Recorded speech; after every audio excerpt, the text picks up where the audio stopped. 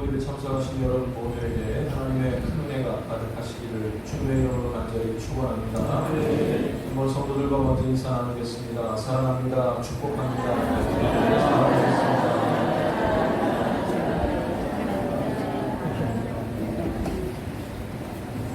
2019년도 7월 둘째 주일을 이 시간 함께 드리게 됨을 하나님께 감사와 영광을 돌립니다. 역사는 반복된다라는 그런 말이 있습니다. 어떤 국가 간이나 세계적인 어떤 그런 거창한 일이 아니라 할지라도 가볍게는 이 개인 가정사에서부터 여러 가지 일들에 있어서 반복되는 그런 역사들을 볼 때가 있습니다. 아들을 키우는 어머니는 점점 장성해가는 아들을 보면서 안 했으면 하는 말이지만 또 하게 되는 말이 있잖아요. 연락 없이 누구 닮았다 그럽니다. 저는 아버지 닮았다 그러려고 했더니 여기서는 지혜미 닮았다 얘기하십니다. 쌓인 게 많으신가? 아니 자라갈수록 집안 내면인지 저 아버지 닮아서 참 이렇게 하는 일들도 하는 집도 참 많이 닮아가는 것을 보게 됩니다. 공부도 그런 것 같아요. 문득 우리 아이들이 어떤 책을 가지고 공부를 하나 봤더니 참 익숙한 책이 눈에 들어옵니다. 영어책인데 손문 종합 영어라고.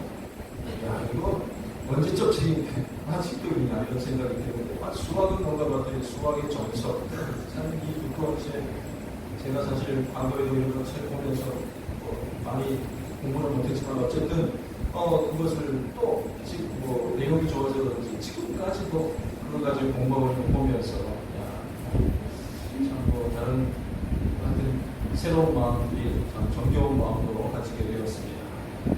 반복되는 역사들 이런 것들을 보게 되는 거죠. 지난주에는 미국 프로야구 올스타전이 있었는데 그 중에 이벤트 게임으로 홈런 더비, 그 중에서 홈런을 제일 잘 치는 사람 8명을 뽑아가지고 누가 더 잘 치나 이걸 한번 시합을 하는 그런 경쟁이 있었습니다.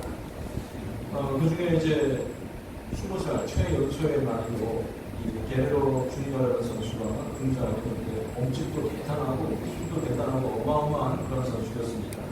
그런데 이 선수가 주목받았던 것은 그의 아버지가 이 블라디미르 게레로라는 사람은 2007년도에 역시 홈런왕이 되었던 사람인데 그 당시 이 아버지의 손을 붙잡고 쫄래쫄래 9살 어린이가 따라 나왔거든요. 아버지가 내가 잘한다고 그러고 나와서 시상하는 장면에서 웃고 있는 장면이었는데 불과 이제 11년 지난 후에 그 아들이 훌륭한 야구 선수가 되어가지고 아버지가 섰던 그 자리에서 힘있게 홈런을 뿌려댑니다. 물론 이 스코어 조절을 잘 못했는지 홈런을 90개나 쳤는데 50여 개 친 사람하고 역전이 돼가지고 2등하게 됐지만 어찌되었건 미국 사람들은 조그만 이벤트들을 좋아하거든요. 역사 이런 걸 좋아해가지고 아버지를 이어서 또다시 홈런 더비에 나온 이 아들에게 박수와 한채를 올렸던 그런 일이 있습니다. 세계의 역사를 보더라도 한 나라의 흥망성쇠나 이 반복되는 그런 역사를 보존한다는 것을 잘 알게 됩니다. 세계사를 보면 대충 이런 흐름을 가요. 왕권을 잡습니다. 그리고 처음에 선정을 베풉니다. 정의롭게 통치를 하다가 나중에도 이렇게 편안해지고 권력의 맛을 알게 되면 폭정을 행하다가 또 비참하게 물러가는 그런 역사의 반복들, 동양이나 서양이나 다른 것 없이 그런 일들이 반복되는 것을 종종 우리가 보게 됩니다. 예외도 있습니다. 국민들에게 폭정을 행하지만은 정권이 유지되고 있는 유일한 한 곳을 제가 알고 있는데 여러분들도 어쩌면 알지 모르겠습니다. 어딘 것 같아요? 잘 모르시네요. 저 북한 땅인데요. 세계에서 유례가 없는 3대째 권력을 세습하고 있지만 아직도 여전히 군림하고 점점 더 권세가 세워져가고 있는 인정을 보게 됩니다. 다른 측면으로 이것도 어쩌면 북한만의 역사의 반복이라고 볼 수도 있을 것 같습니다. 김일성과 김정일과 또 김정은으로 이어지는 이러한 반복들. 우리는 보통 좋은 일들은 반복될수록 괜찮다고 생각하지만 불행한 역사는 반복되어서는 안 된다라고 생각하게 됩니다. 특히 그 불행한 역사를 직접적으로 경험해 본 분들의 생각은 더욱더 확고하다는 것을 알 수가 있습니다. 이제는 6.25 전쟁을 경험하신 분들보다는 또 전후 세대가 훨씬 많아진 시대를 살아가고 있습니다. 더 거슬러 올라가서 일제강점기를 경험하신 분들 중에는 참 전체 국민에 비한다면 그 소수에 해당한다고 볼 수가 있을 것입니다. 슬픈 역사를 경험해 보신 분들은 그것이 얼마나 비참하고 힘겨운 일인지를 알기 때문에 결코 반복될 수도 또 반복되어서도 안 된다는 그런 분명한 생각들을 가지고 있습니다. 그게 얼마나 어려운 일이고 그게 얼마나 비참한 일이고 그게 얼마나 큰 고통이라는 것을 체험해서 아는 바이거든요. 그러기에 물론 다양한 생각들이 있을 수 있겠지만 지금 세대들은 그 경험자들의 말에 귀를 기울일 필요가 있는 것입니다. 자칫 해이해져가지고 전쟁을 경험해 보시다 하면서도 전쟁 끝까지 거고 시민통치 끝까지 거 이렇게 말하는 것은 참으로 경솔하기 짝이 없는 것입니다. 우리가 이 해이한 마음 때문에 슬픔의 역사가 반복되게 해서는 안 될 것이기 때문입니다. 이런 역사적인 시각을 바로 가지고 끊을 것은 끊어버리고 또 계속 해나갈 것은 또 유지해 나갈 수 있는 어떤 그런 모습들이 우리 가운데 있어야 할 것입니다. 구약 성경 가운데 이 신명기의 말씀은 바로 그 반복되는 역사의 어떤 모습이라고 볼 수가 있습니다. 영어로는 이 듀톨오놈이라는 이런 단어를 사용하게 되는데 그 좀 생소한 단어를 직역을 하면 두 번째로 주어지는 법이다 이렇게 해석을 할 수가 있습니다. 신명기라는 단어 자체로 한자어로 신명기 이렇게 쓰게 되는데 보통 신자면 새로운 신자 내지는 신자 이렇게 생각이 되지만 그 신자는 다시라는 조금 생소하지만 다시라는 뜻을 가지고 있는 신자이고 그러니까 하나님의 명령을 다시 기록한 책이라는 뜻으로 신명기 이렇게 이름을 붙이게 된 것입니다. 그러다 보니까 그 내용도 사실은 출애굽기라든지 민수기에서 우리가 익히 찾아볼 수 있는 그런 내용들이 많이 등장을 하고 반복된다는 것을 깨닫게 됩니다.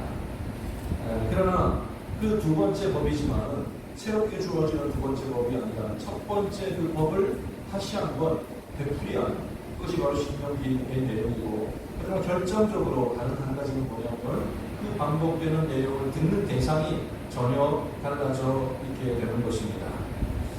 신명기 1장 말씀을 보면 모세가 하나님의 말씀, 이 신명기의 말씀을 선포한 때와 장소가 기록되어져 있습니다. 아주 구체적으로 기록되어 있는데 출애굽한 지 40째 해 11째 달 그 달 첫째 날이다 이렇게 되어 있습니다. 무슨 말이냐면 출애굽한 지 40년이 되고 또 11째 달 그러니까 12월 1일 날 이 말씀을 선포했다라고 말하고 있는 것입니다. 그리고 장소도 가나안에서 멀지 않은 가데스 바네아에서와는 10하루길 떨어진 지척에 두고 있는 요단 동편 지역이라고 장소까지 구체적으로 밝히고 있습니다. 모세는 이곳에서 하나님의 율법의 말씀을 설명하고 선포하였는데 사실 그 동일한 말씀을 세월을 거슬러 올라가서 출애굽한 지 1년 1개월 되었을 때에도 이 말씀을 선포한 적이 있었습니다. 그때의 장소는 시내 광야였고 이제 갓 출애굽을 하였던 애굽에서 어려움을 겪었던 200만 명이 넘는 그런 사람들 앞에서 이미 이 말씀을 선포한 적이 있었습니다. 그런데 그때 하나님의 말씀을 하나님의 뜻을 율법을 선포했을 때 어떤 일이 벌어졌습니까? 율법을 듣고 또 준행하는 하나님의 백성으로서 이제 가나안 땅을 정탐한 후에 그 땅에 들어가야만 했었는데 결과는 그렇게 되지 못하였습니다. 하나님이 약속한 하나님이 주시고자 말씀하신 약속의 땅이었는데 12명 중에 10명의 정탐꾼들이 말한 그런 부정적인 보고를 듣고서는 이 모든 백성들이 울고 불고 난리 법석을 떨었던 것입니다. 사람들은 말합니다. 야, 우리는 그런 곳에 들어갈 수가 없다. 우리는 또 들어가지도 않을 것이다. 우리는 광야에서 다 죽게 될 것이다. 차라리 애국으로 돌아가고 싶다. 등등의 말로 모세를 위협하려고 또 하나님을 불신하였습니다. 오직 여호수아와 갈렙만이 그곳에 들어갈 수 있겠다라고 말하였던 사건을 우리가 잘 알고 있습니다.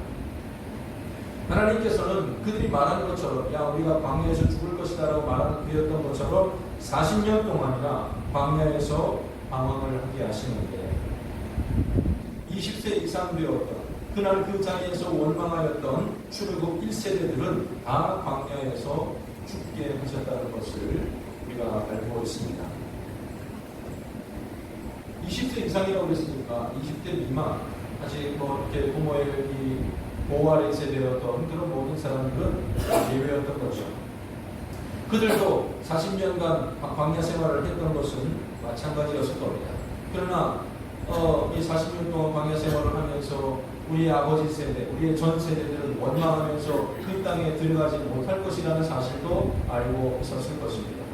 계산을 해보면 평균 하루에 70명에서 100명 정도 어르신들의 장례식을 치르면서 이동을 하였을 것입니다.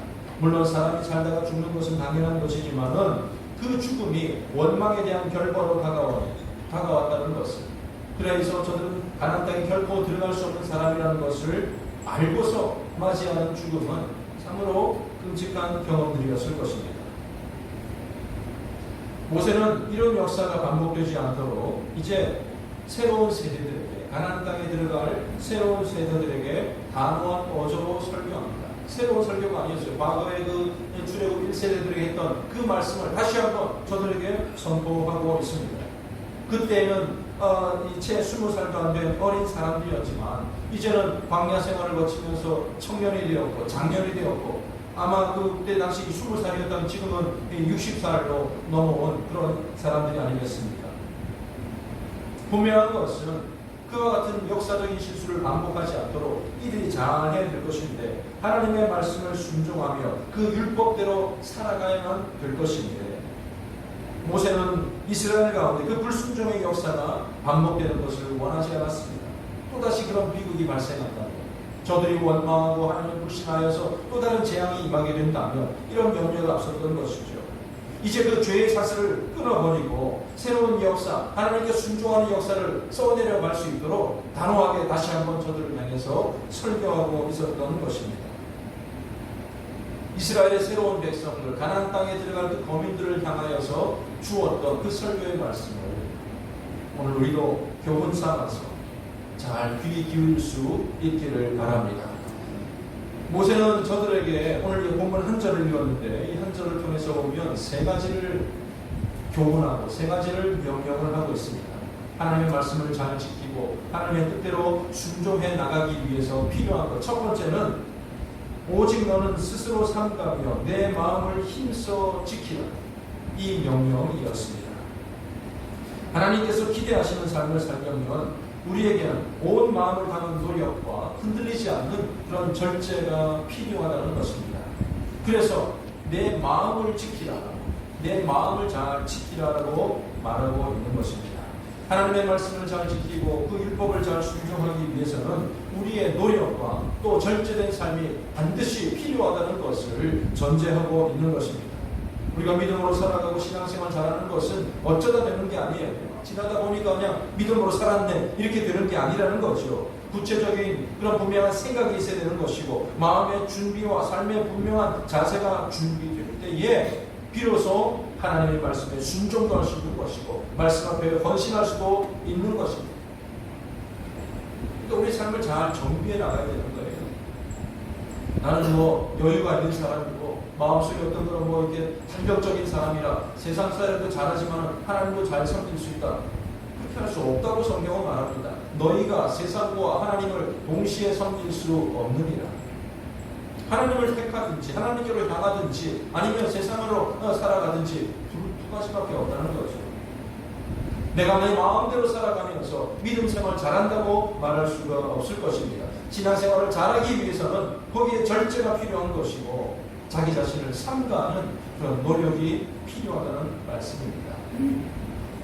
신명기 5장 말씀 보면 거기 10계명이 또다시 등장합니다. 출애굽기 20장에서 그 말씀을 동일하게 말을 하고 있습니다. 5장 7절 보면 나 외에는 다른 신들을 내게 두지 말라. 너는 자기를 위하여 새기물상을 만들지 말라. 내 하나님 여호와 이름을 망령되이 일컫지 말라. 안식일을 지켜 거룩하게 하라. 여러분, 이 네 가지만 보더라도 우리가 그냥 아무 생각 없이 가만히 앉아있을 때 지킬 수 있는 일이겠습니까? 아니잖아요. 정신을 집중하고 하나님을 기억하고 말씀을 기억하고 내 삶을 정말로 규모 있게 할 때 안식일을 지키고 주일을 지킬 수 있는 것 아니겠습니까? 이어서 봅니다. 부모를 공경하고 살인, 간음, 도둑질하지 않는 것, 거짓 증거하지 않고 이웃의 소유를 탐내지 않는 것은 스스로 마음을 잘 지켜 나갈 때에, 철저한 삶을 살아갈 때에 가능한 것입니다.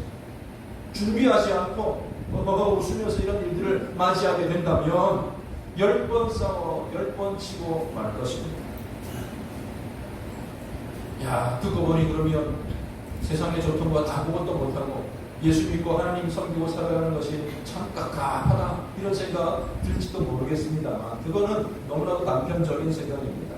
이런 말씀대로 살아가고 우리가 정말로 규모 있는 삶을 살아가고 우리 자신을 잘 절제하며 또 이렇게 삼가며 살아가게 될 때에 하나님께서는 거기에 맞는 보상으로 허락하여 주시는데, 우리로 하여금 무슨 살얼음 판을 걷듯이 아슬아슬하고 메마른 삶을 살라는 것이 아니라 하나님의 율법을 잘 지키는 자, 말씀대로 살아가는 자에게는 하나님께서 언제나 풍성한 삶의 선물을 허락하여 주십니다. 오늘 본문이 신명기에 있듯이 참고하는 구절들도 다 신명기에서 보고자 하는데, 신명기 10장 13절 말씀 보면 이런 말씀이 있어요.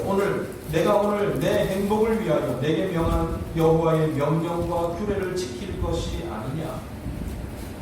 여러분, 하나님의 명령과 하나님의 규례를 지키는 자에게 바꿔 말하면 어떤 것이 주어진다고 말씀합니까? 역으로 얘기합니다. 내 행복을 위해서 말씀과 규례를 지키라고 했습니다. 바꿔 말하면 말씀과 규례를 지키는 자에게는 뭐가 온다는 얘기예요? 행복. 하나님은 우리를 막 쥐어짜고 포로로 삼고 그냥 옴짝달싹하지 못하도록 만들기 위해서 규례를 주시고 명령을 주신 것이 아니라 우리가 행복하게 살아가기 위해서 이 규례를 주시고 명령을 허락해 주셨다는 말씀입니다. 하나님은 이런 분이십니다. 나의 모든 즐거움, 나의 모든 쾌락, 나의 모든 어떤 그런 마음속의 자유함과 여유를 다 빼앗아 버리고 모든 것이 메말라버린 결핍의 삶으로 살게 하는 분이 아니라 우리로 하여금 행복한 삶을 살 수 있도록 해주시는 분이십니다. 그리고 그 행복은 하나님의 말씀을 순종하는 가운데 이루어질 수가 있는 것입니다. 나는 여자가 좋아, 그러면서 이 여자도 만나고 저 여자도 만나고 마음대로 막 사는 것이 행복한 삶일까요? 아니면 하나님께서 말씀하신 그 가정의 범주 내에서 한 남자가 한 여자를 사고 남자가 여자를 사랑하는 가운데 살아가는 그 관계가 아름답고 행복한 것일까요? 대답들을 안 하시는 경험자로 말할까요? 말씀대로 사는 것이 우리에게 참된 행복을 제공하는 것이지, 내 마음대로 사는 것, 사단의 유혹을 받대로 사는 것은 우리에게 잠깐 행복을 주는 것 같지만 항상 비참한 결론으로 우리를 이끌고 가고 만다는 것입니다. 아니 교회 다니면 행복 끝, 불행 시작. 여러분 잘못 생각하는 거예요. 말씀대로 이 하나님께서 천지를 창조하셨잖아요. 하나님은 천지를 창조하신 것을 엄숙하고 거룩한 것만 창조하신 것이 아니라 우리가 정말로 좋다고 생각하는 것, 우리를 행복하게 만드는 것, 우리를 웃음 짓게 만드는 것, 이 모든 것까지, 쾌락까지 창조하신 분이 바로 하나님이십니다. 그런데 그것을 그 말씀의 범주 안에 두고 살아갈 때 참된 행복, 가치 있는 행복, 그것을 우리가 누리게 될 줄로 분명히 믿습니다.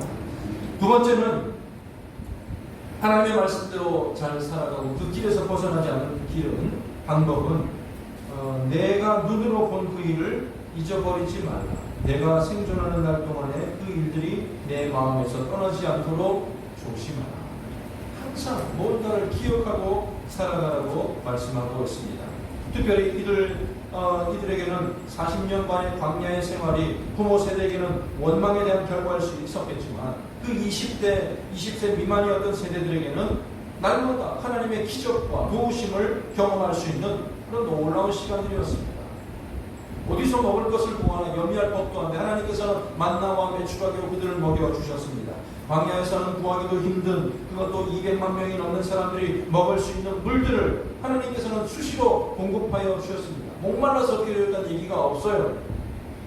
수많은 사람들이 함께 할지라도 물론 범죄를 인한 징계는 있었지만 전염병이 돌고 위생에 큰 문제가 없도록 하나님께서는 그들을 돌보아 주셨습니다. 신명기 29장 5절 말씀 보면 주께서 40년 동안 너희를 광야에서 인도하게 하셨거니와 너희 몸에 옷이 낡아지지 아니하였고 너희 발에 신이 헤어지지 아니하였다라고 말씀하지 않습니까? 하나님은 인간의 가장 기본적인 의와 식과 주의 문제들을 해결하여 주셨습니다. 떠돌이 민족에 불과하였는데 수많은 대적들이 두려워 떨게 하셨으며 전쟁에서 항상 승리할 수 있도록 이끌어 주셨습니다. 그것을 너희가 눈으로 보았으니까 잊지 말고 살아가라는 것입니다. 하나님께서 베풀어 주신 은혜를 잊어버리지 말라는 것이죠. 잊어버리지 말라. 또한 이들이 본 것은 아버지 세대들의 실패로 본 적이 있습니다. 원망하고 울부짖는 모습을 보았고 모세를 원망하고 하나님을 불신하는 그 모습을 보았고 그 결과가 얼마나 비참했는지를 이들은 보지 않았습니다. 저래서는 안 되겠구나. 저렇게 하면 안 되겠구나라는 것을 보았을 것입니다.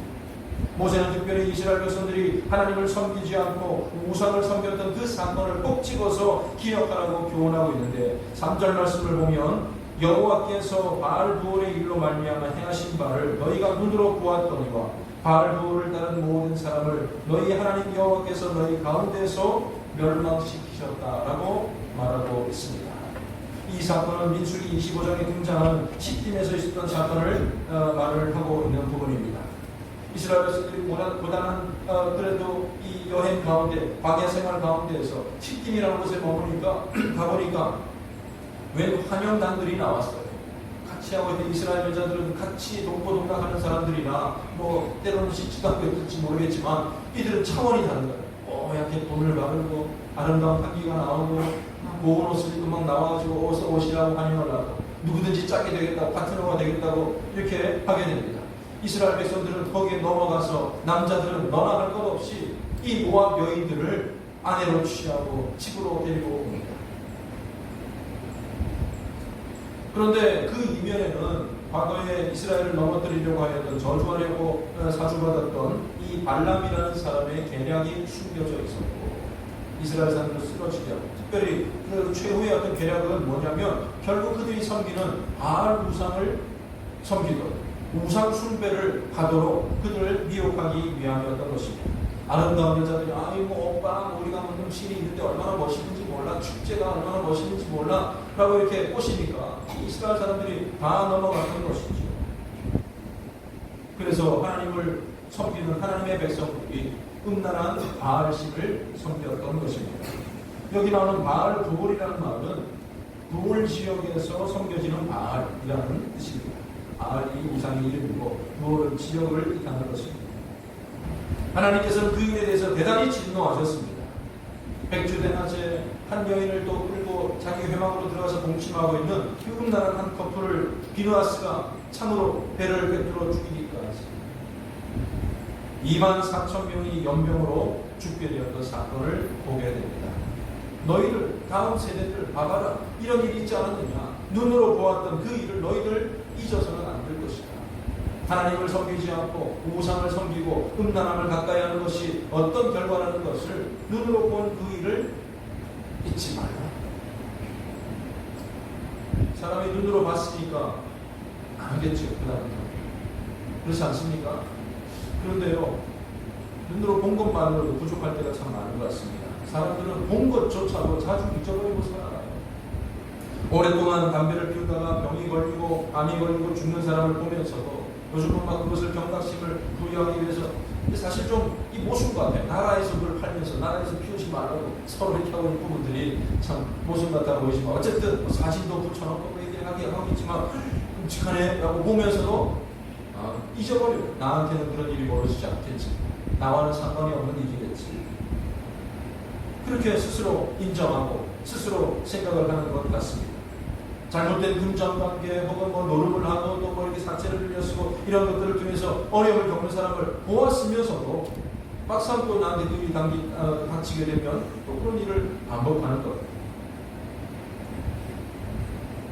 가나안 땅에 들어갈 새로운 세대들은 부모 세대가 왜 실패하였고 왜 가나안 땅에 들어갈 수 없었는지를 눈으로 보았습니다. 숱한 실패의 사례들을 보았습니다. 너희는 그 일을 잊어버리지 말라라고 말하고 있는 것입니다. 그렇게 살지 않도록 그렇게 살아서는 안 된다는 것을 강력하게 권고하였고 그것을 결정해야만 했던 것입니다. 세 번째는 너는 그 일들을 내 아들들과 내 손자들에게 알게 하라라고 말씀하고 있습니다. 조상들이 실패했던 사건들, 하나님께서 베풀어 주셨던 은혜로운 사건들, 그리고 마음속에 새기고 지키고 살아가야 될 하나님의 말씀들을 너희만 알고 지나갈 것이 아니라 다음 세대에도 잘 가르치라는 그런 명령을 주고 있는 것입니다. 이스라엘을 향한 형벌은 단대에 끝날 일이지만 하나님을 섬기고 거룩하게 살아가는 그 일은 대대로 행할 일이다. 봤냐? 너희들 알아서 잘 신앙생활 했다, 믿음생활 해야 된다, 알아서 하겠지라고 방관하는 것이 아니라 다음 세대로 하려는 그 모든 것을 알 수 있도록 생활 속에 삶 속에 체득할 수 있도록 잘 가르치고 알게 하라라고 명령하고 있는 것입니다. 교육을 통해서든지 아니면 그보다 더 좋은 삶의 어떤 모범을 통해서도 여러 가지 다양한 방법들을 통해서 아들들과 손자들도 하나님을 섬기는 법을 알게 하라는 그런 말씀입니다.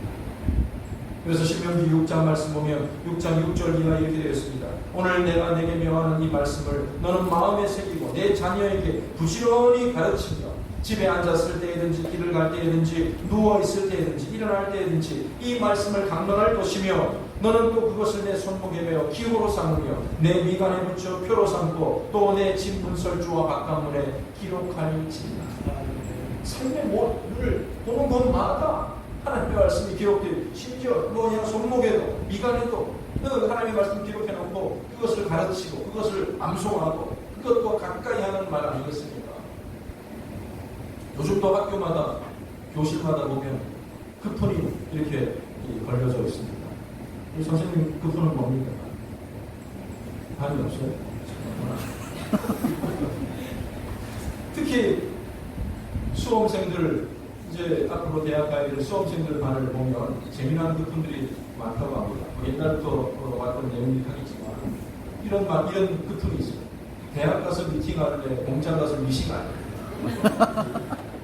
뭘 비하하는 것은 아니지만 젊은 나이 공부하고 대학 가서 공부해야 될 텐데 그렇게 됐네 라고 자극을 주는 말 아니겠습니까? 남학생들 반에는 이런 경우도 있대요. 10분 더 공부하면 마누라가 바뀐다. 이렇게 붙여요. 여학생들 학교 가면 30분 더 공부하면 남편 직업이 달라집니다. 누가 이렇게 만들어냈는지 참 기발한 내용들이 많습니다. 이런 말도 2호선을 타자. 2호선 타면 어디 갑니까? 타보셨어요 지금? 후배들하고 같은 학번 됐네. 이런 말도 있고요. 제일 무시무시하게 때 급폰이 이렇게 있어요. 엄마가 지켜보고 있다. 학생들의 마음에 자극도 주고 또 공부하라는 의미로 아마 이렇게 재미나게 만들었나 봅니다. 여러분, 하나님을 믿는 하나님의 백성들인데 여러분의 가정에는 과연 어떤 말씀들이 걸려져 있습니까? 어떤 말씀들이 여러분 가정에 어떤 그런 주시는 말씀으로 가지고 있습니까? 이건 무슨 액자를 걸어놨느냐, 뭐 이렇게 뭘 새겨놨느냐, 그것을 떠나서 여러분들이 정말로 어려울 때나 힘들 때나 마음에 새기고 집에 앉았을 때든지 길에 갈 때든지 묵상하고 있는 하나님의 말씀은 과연 어떤 것입니까? 또한 내가 의지하고 있는 말씀, 믿고 있는 말씀대로 살아보고자 마음속에 새겨둔 그 말씀이 내 자녀들에게도 영향을, 우리 아버지는 저 말씀 붙잡고 저런 상황도 이겨내는구나. 우리 어머니는 하나님의 말씀을 붙잡고 그렇게 기도하고 계시는구나 라고 보여지고 있는, 영향을 끼치고 있는 그 말씀은 과연 어떤 것입니까?